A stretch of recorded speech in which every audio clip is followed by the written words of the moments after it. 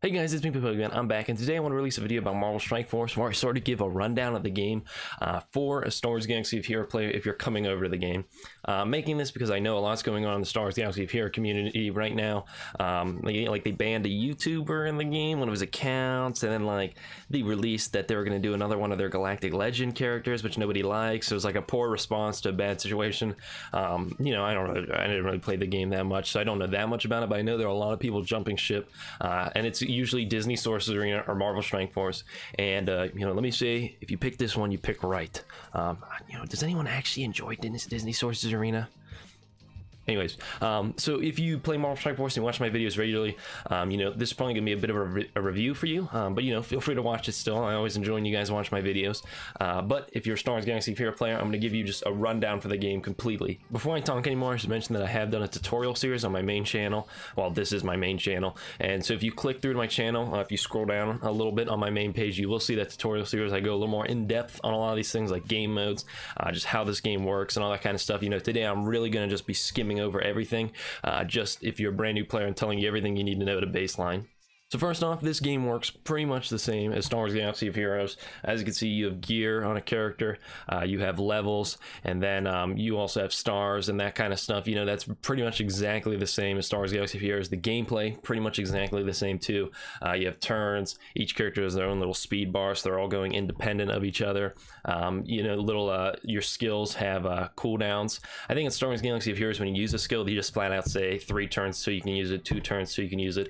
Instead, this game it just has an energy bar. So right now, so this shows that this skill right here takes 3 energy to use, and she starts out with 3 energy, so it would take 3 turns to use it again. So we look at Domino's skill right here. As you can see, there's 2 blank bars right there, so it's going to start with 3 out of 5 energy. So she's going to have to wait 2 turns before she can use that skill, and then every turn you get one of these little energy sort of nodes right there. So pretty much the same as Star Wars Galaxy of Heroes. They just visually show it a little different.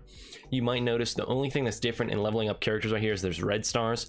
Red stars are not the best system in this game, not gonna lie. The way it works is you open up red star orbs and they randomly drop like 3 red stars, 4 red stars, 5 red stars, 1 red star, 2 red star, and so you'd get like a 3 red star drop for Thor, and that means you get 3 red stars on Thor. And in order for his red stars to go farther, you'd have to get a 4, 5, 6, or 7 red star drop for Thor. So it's pretty much completely RNG based. It's not the best system in the game, not gonna lie, but it is sort of made up a little bit because you can manually upgrade red stars of characters really slowly in this shop right here with this extra currency you get. So you know, it's not the greatest system, but don't worry too much about that because I don't think they're going to introduce that to you until you get later into the game. Next up, I'll cover some of the modes real quick. We have campaigns, pretty similar to Star Wars Galaxy of Heroes. They're themed around specific things, like this one's heroes, this one's villains, this one's any character, cosmic characters, mystic characters. And as you can see right here, not too uncommonly, we have a character campaign going on. Right now it's Domino's character campaign, so you can run in here and you can collect sort of shards for a domino orb, which then drops domino shards, and that's how you unlock new characters. So they generally release about 3 characters a month, and generally one gets its own little special event campaign. One will go into Blitz and be farmable there. And then, well, usually actually both of the other characters get farmable in Blitz, but this month one's going to be a Milestone Event character, so you just earn her by playing the game. But we'll talk about what Blitz is. So Blitz is, it's a mode that's in a lot of these type of games. It's one of these modes where you fight enemy teams, and by winning against them, then you gain some points, which goes towards your point total. And then you move on to your next team, fight an enemy team here, you know, earn more points toward your point total. And every time you fight with a team, there's a 2-hour cooldown, so it encourages having a big roster. And it's a chance to use all your characters, which from what I understand is something Star Wars Galaxy of Heroes doesn't have. So you're just going to keep running through your roster, using every character one by one. And that's sort of how this game mode works. And if you're a new player, I'd play Blitz as hard as you can, because when you're a new player, you sort of are in a separate Blitz group as everyone else. You know, everyone else is competing for the same rewards, but if you're a new player, you have like your own little special, you know, little cubby hole where you guys fight for points. So if you're a new player, I encourage you to fight a little harder in Blitzes. because you can probably actually do pretty well. But if you're a later game player like me, I just encourage you to go for the milestones, and that's it, call it a day, because we do have a bit of a problem in the game with people using robots to play the game for them. So there's no real point in competing in Blitz right now because you're just going to lose to the robots. So just complete your milestones. Don't go any farther than that. Next up, we have Arena. This is sort of PvP against AI. So you set a team for defense here, and then you'll go in, and then you can have a different team for offense. And you'll sort of go in and you just fight teams. You beat them, you take their rank. Nothing too crazy there. That's a pretty straightforward mode.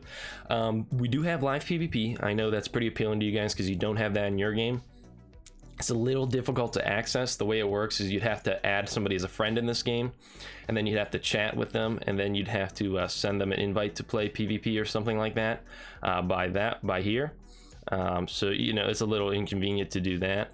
Or you can go into your alliance and you can challenge somebody in here. You have to click on their name, and then you can do a versus battle. We do have two different types of versus battles. There's free-for-all, sort of, where all your characters are at their natural power level, and we have a balanced version where everybody gets their characters balanced out. So you know, you can do that if you want. There's no rewards for it, it's just for fun, but it does exist. I figured you'd want to know, and I don't think you get access to it until later in the game. We have Alliance Wars. I'll show you it. Don't worry too much about it, because again, this is a little bit more of a, you'll compete in this at the beginning of the game, but it's really a late game mode. The way it works is essentially you have a helicarrier, and everyone in your alliance is going to take a section of it, and you're going to fill it up with like 8 teams. And so the way it works is you're going to set 8 teams to defend your helicarrier. And then you're going to have an attack phase where you can attack the enemy helicarrier, and you're going to be attacking their defense teams, but you can't use the same characters on offense and defense. So I believe that this is sort of similar to, you have a mode sort of like this, except it's one-on-one, a Galactic War, something like that. You have like this thing where you put teams into little chunks of a arena, and then you go attack the enemy's teams in their own chunks. So you know, you do have a similar mode to this. It's just ours does an alliance versus alliance system, as opposed to yours being a 1 versus 1 system. Alright, so here we are. When you get in here, you then hit battle, and you can see what the enemy helicarrier is looking like. So as you can see, these are all different like nodes where people have put in characters. So you can go in, and then you can fight one of these teams here. And the way it works is when you fight somebody, again, you can only use characters once, and you cannot use the characters that you put on defense. This is a somewhat advanced mode. You know, you'll ease your way into this once you play the game. Don't worry too much about it. You know, really, you only start getting concerned about Alliance Wars when you're a little bit more of an end game player. You know, take it easy at the beginning. And then we have Alliance Raids. Those are really straightforward. You're gonna hop in right here with your alliance. You're gonna join a little raid here. So the way it's gonna work then is you're gonna join this team, and then you're gonna have all these raid nodes that you can run down. There's a visual glitch right now. Usually there's little lines connecting all these nodes to show which way you can go, and there's little ships flying in the background. It usually looks much better than this. Right now there's just a JPEG in the background, and that's it. But the way it works is you just run down through these nodes, and you fight the enemies that are in them, and then you know, move on to the next node, fight the enemies that are in them. And again, once you get into the game, it won't look as confusing as this. This looks actually really confusing because all the visual effects are gone, but usually there's lines connecting all these nodes, so it's not actually this visually confusing normally. So don't mind that. Don't be intimidated by that. That's a lot easier once you get into the game. I should also mention, if you're a new player and you join an alliance, the way it works is you can donate to alliances, and only donate to 10K. You know, never do more. If they're telling you to donate more than that, they're ripping you off, and you're ripping yourself off too. But the way it works is when you donate to an alliance, you gain this little Arktech currency. And the way it works is you can go into Arktech here. Again, visual glitch right here because I'm using an emulator. But these buy permanent stat boost for your characters. And this goes up to 25% total stat boost for each character. So the way it works is the characters are categorized into tech, bio, mystic, skill, or mutant. And you can go in here and say you want to increase your skill character's health by 1%. I could buy this right here, and now my skill character's health has gone up by 1%. I don't think I actually... All right, there we go. So now I bought it. So, you know, just a little passive bonus you can give to your characters through Arktech right there. Something to keep in mind as a new player, because you do want to get that built up. Don't worry too much about it, because it's not like you're going to struggle. You know, Arktech's, it's just a little passive boost you can give yourself. That's not really a, that's not like a, you shouldn't be concerned about not having a high Arktech. Everyone's building it up gradually, so don't worry too much about it. So I should also mention in Arena, there's different shards of people. We're all on our own. You know, Blitz, it's everybody, and then like the new players. Arena, how we're all chunked off together. Just keep that in mind. I believe they do that similar in Stars Galaxy of Heroes. Just so you know. Here's Milestones. This is where Negasonic Teenage Warhead is going to be made farmable this month. So the way these work is if you spend energy, you sort of passively earn points toward these milestones. You can collect them, spend gold, passively earn points to these milestones. Negasonic Teenage Warhead's milestones are going to be focused around competing in Blitz with specific characters to earn points to the milestones. Challenges, nothing too crazy in the games. The way it works is, you've probably seen this before, where there's like 2 available each day. You go in, you just clear the highest level you can, and you just earn a little daily boost of rewards. You've seen that kind of stuff in games before. And finally, what I want to talk about is the good characters and how to team build in this game. So I'm not sure how dependent Stars Galaxy of Heroes was on you know, building preset teams, but Marvel Strike Force is very preset team oriented. So what you're going to see is the teams I have are actually quite similar to the teams everyone else will have, because when they release characters in this game, they're very specifically designed around 5 characters or so. Just this month they're releasing X-Force, a very specific 5-member team oriented around Negasonic Teenage Warhead, X-23, Domino, Deadpool, and Cable. If you look around at my roster, these are some of the preset teams I have. This is the save teams area. Like this Defenders team I have right here, everyone's going to have it like this. This Spider-Verse team, everyone's going to have it like this. This Brotherhood's a slightly outdated variant, so not everyone's going to have this. Kree, everyone's going to pretty much have the Kree build like this. Asgardians, everyone's going to have the Asgardians like this. Supernatural, Wakandans, they're all going to be built like this for everyone. So there's very preset teams that you build into. It changes a little bit when you get to the top levels of the game, like Arena. When you're fighting those top teams, you're not going to be, people don't use teams based on synergy, they just use the best characters. But you know, when you're generally playing the game, you're just building teams around synergy. So to talk about which teams are the best, there's 3 recommendations I have for you to build. This game is similar to Star Wars Galaxy of Heroes, in which it has legendary characters. So that's going to affect these beginning teams we're building, and that's sort of going to change how I want you to, or which characters I want you to build first. So first off, I would advise at least unlocking the Defenders and building them up into a little bit of just a medium level. You know, build them up a little bit. Punisher is the 5th Defender. He doesn't have the Defender tag, but he's the 5th member for the team. I'd build up these characters just a little bit. They don't do well in the end game. They're not going to carry you through the finish line, but they're a solid starting team. They're going to help you clear a lot of content. I think a lot of people in the community are moving away from the Defenders. I'd at least unlock them and build them up to a reasonable level. You know, they're a good team. They're competent. They're just not going to do so well against all those end game teams. But since they're so easy to build up, I'd still build up the Defenders with Punisher. Very simple team to use. I'm a big fan of them. Next up, I would build the Guardians of the Galaxy. So Guardians of the Galaxy is they're a very good team. They're very old, so they're not as good as a lot of the other teams nowadays, but they're still competent. So you can farm out all these characters except Star-Lord. Star-Lord is a legendary character, and he requires Guardians of the Galaxy and Ravager characters to unlock him. So the way this works right here is, you'll notice these are the Guardians of the Galaxy characters. You can farm out Gamora, Mantis, and Drax pretty easily. Rocket Raccoon and Groot are kind of hard to farm out, but since you can also use Ravagers, you can farm out a couple of different characters too in order to unlock Star-Lord. You need to get them to 5 stars in order to unlock him. So right here, you could farm out Yondu or Ravager Stitcher or something. These characters are bad. These are not good characters right here, but they're pretty easy to farm. So if you just need to get that one last character to 5 stars in order to unlock Star-Lord, one of the Ravagers are not a bad pick, especially Yondu, since he's a really early farm character. And then the Guardians of the Galaxy, you can build those a couple of different ways. As you saw, there are 6 of them, and you can only use 5 on a team at once. You're almost always going to be using Star-Lord, Rocket Raccoon, Groot, and Drax. Just the question you have to ask yourself is, do you want Gamora or Mantis to be the 5th member? Personally, I prefer Gamora for the DPS.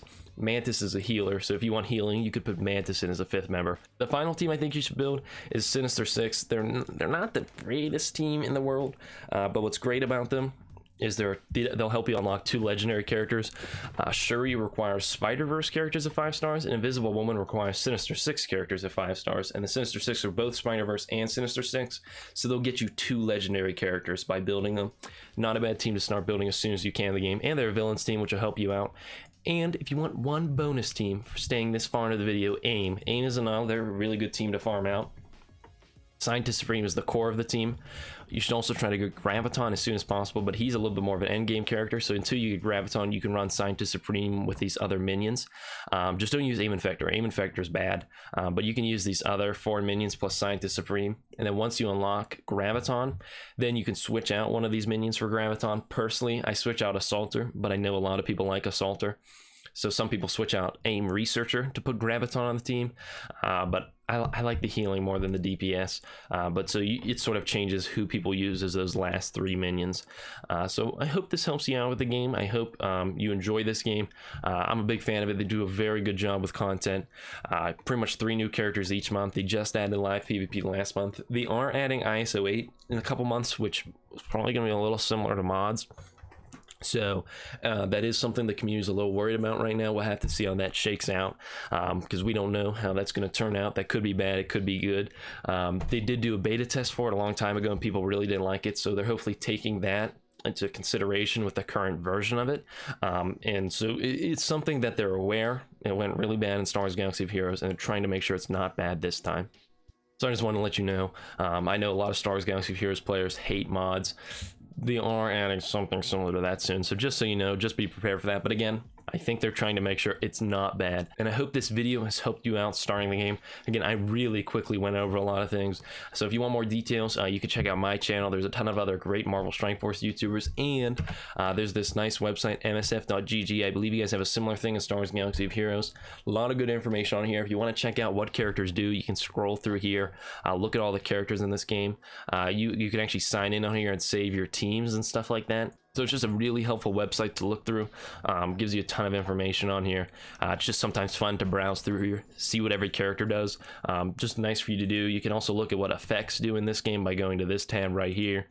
This is Arktech, so you can get an idea for it right here. You can go to this tab and look at some missions in the game, and get an idea for what you'd have to fight in these missions. All kinds of really helpful resources on this website. Just something I wanted to tell you about before I ended the video. So with that being said, at the end of the day, what do I really know? Because I am only an 18-year-old. I hope everyone watching can have a happy and healthy day, and I will see you guys in the next video. Signing off, everyone.